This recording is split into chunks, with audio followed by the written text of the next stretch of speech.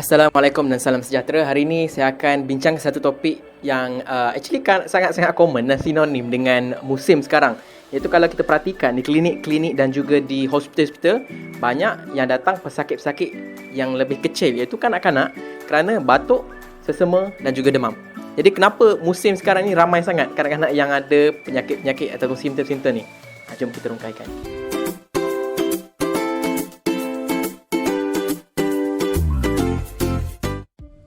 Seasonal flu ataupun musim influenza ini merupakan satu endemik yang selalu berlaku di merata-rata tempat di seluruh dunia. Di Malaysia, seasonal flu ini peak dia pada bulan 11 hingga bulan 2. Dan pada musim-musim ini, pada bulan-bulan ini, biasanya kita dapati kanak-kanak mula dihidapi dan menjangkiti batuk, sesama, demam. Dan kalau kita tengok, memang banyak pattern kenaikan lawatan kanak-kanak ke hospital atau klinik disebabkan simptom-simptom ini.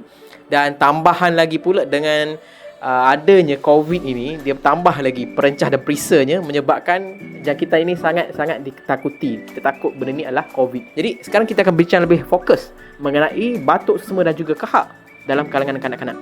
Jadi batuk sesama dan kahak ini merupakan simptom yang sangat merumitkan jika ia dihidapi oleh kanak-kanak yang kecil dan juga bayi. Kenapa dia jadi rumit? Pertama, kerana kebanyakan ubat sesama batuk tak boleh diberi kepada kanak-kanak yang berusia bawah 2 tahun.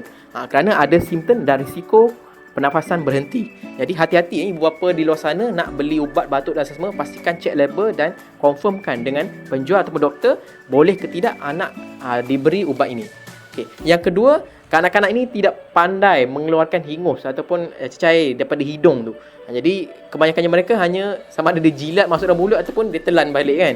Dia sedut balik daripada hidung dia. Ketiga, kanak-kanak tak dapat nak bagi tahu betul-betul apa simptom yang mereka hadapi berbanding dengan kanak-kanak yang lagi dewasa. Okey, ini menyebabkan kesukaran bagi pihak ibu bapa ataupun doktor-doktor ataupun petugas kesihatan sekalipun. Kita perlu tahu sama ada kahak ini berpunca daripada hidung ataupun berpunca daripada saluran paru-paru. Bila kita berbicara mengenai kahak ataupun yang hidung berair kan, disebabkan oleh hidung sendiri, yang ni biasanya disebabkan oleh virus, alergi ataupun mungkin habuk, asap kan, yang bila ataupun perubahan cuaca dan suhu. Contohnya balik daripada Kuala Lumpur balik ke Kelantan, sepanjang masa anak tu duduk dalam aircon kan, dalam kereta, sampai je kat Kelantan terus sesama batuk kan, berhidung. Jadi kita pun pelik, sebabnya adalah perubahan suhu dan cuaca lah. Biasanya kanak-kanak ini lebih ceria, biasanya tidak mendatangkan masalah sangat sekiranya tidak ada simptom-simptom yang lain.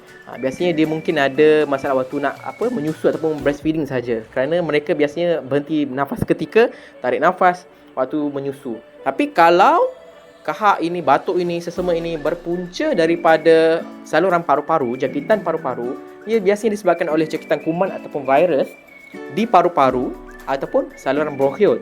Yang ni boleh mendatangkan masalah dan ataupun penyakit-penyakit lelah. Banyaklah wheezing ni.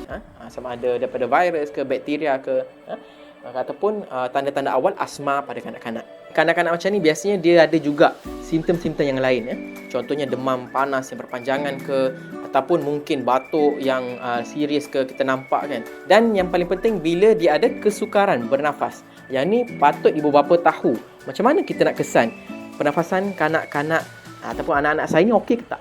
Jadi yang pertama adalah kita tengok nafas dia laju ke tak. Biasanya kalau kanak-kanak bawah 1 tahun, pernafasan dia perlu bawah 50 kali seminit. Maknanya macam mana cara nak kira? Ambil 1 jam, handphone ke, set dalam masa 30 saat ke seminit. Pastikan dalam masa seminit tu pernafasan dia kurang daripada 50 kali. Kalau kurang, then okey. Kalau tak sure, pastikan rujuk doktor lah ataupun petugas kesihatan. Kedua, nampak macam ada lekuk-lekuk di dada ataupun di tulang rusuk dia kan. Sini ataupun tulang rusuk dia nampak macam ada lekuk-lekuk. Yang mana waktu kecil ni macam tak ada sebelum tu. Yang mana sebenarnya inilah otot-otot pernafasan yang tambahan untuk membantu pernafasan kanak-kanak. Dia compensate. Maksudnya kanak-kanak sedang mengalami kesukaran bernafas. Dan ketiga, mungkin kita nampak dia punya hidung tu waktu bernafas macam kembang tutup kan. Macam tu lah, dia maknanya memang susah dia nak bernafas. Dia perlu bantuan otot, hidung dia semua. Yang tu tanda-tanda memang kena check betul-betul. Yang pertama, Biasanya kita bagi nasal drop. Nasal drop ni dah banyak bentuk, banyak brand, tapi kebanyakannya mengandungi sodium chloride iaitu insulin normal dalam badan. Yang kenapa kita nak bagi benda ni adalah satu, kita nak clearkan hingus ataupun cecah dalam hidung yang pekat tu. Jadi kalau dia nak minta dia keluarkan memang tak boleh, budak-budak kecil tak faham kan. Jadi kita titik ataupun titik ke ada yang jenis spray kan, dia boleh keluar dengan baik lah. Dan lepas bagi benda tu, biasanya kita recommend ambil alat sedut lah, sama ada jenis bulb yang boleh sedut hingus tu, ataupun ada yang jenis macam sedut, parent sedut. Dia biasa tak masuk dalam mulut tapi dia keluar sebab dia ada pressure kan. Ketiga, mungkin ada alat-alat aspirator yang ada di klinik-klinik swasta ke kan. Jadi benda-benda macam ni membantu secara fizikalnya untuk clearkan benda dalam hidung dia. Sebab kalau kita biar, dah lama dia sedut balik dalam hidung, dah telan. Yang tu yang menyebabkan dia sakit tekak, batuk kan, tak hilang. Dan kemudian boleh juga bantu-bantu dari segi yang lain. Contohnya macam mandikan kanak-kanak atau bayi tu dengan air mandi yang suam. Kemudian pakai contoh air humidifier yang boleh bantu clearkan hidung dia daripada hingus ataupun cecah yang pekat tu lah. Dan tengok juga kalau dia ada simptom-simptom yang lain. Contohnya simptom yang bahaya yang kita cakap sebelum ni. Kalau jadi macam ni, sebaiknya rujuk ke klinik kesihatan ataupun hospital-hospital yang terdekat, supaya kita sure anak-anak kita adalah okey. Okey tu banyak. Satu, pertama, tanda dia tak serius, batuk tak serius, pernafasan okey.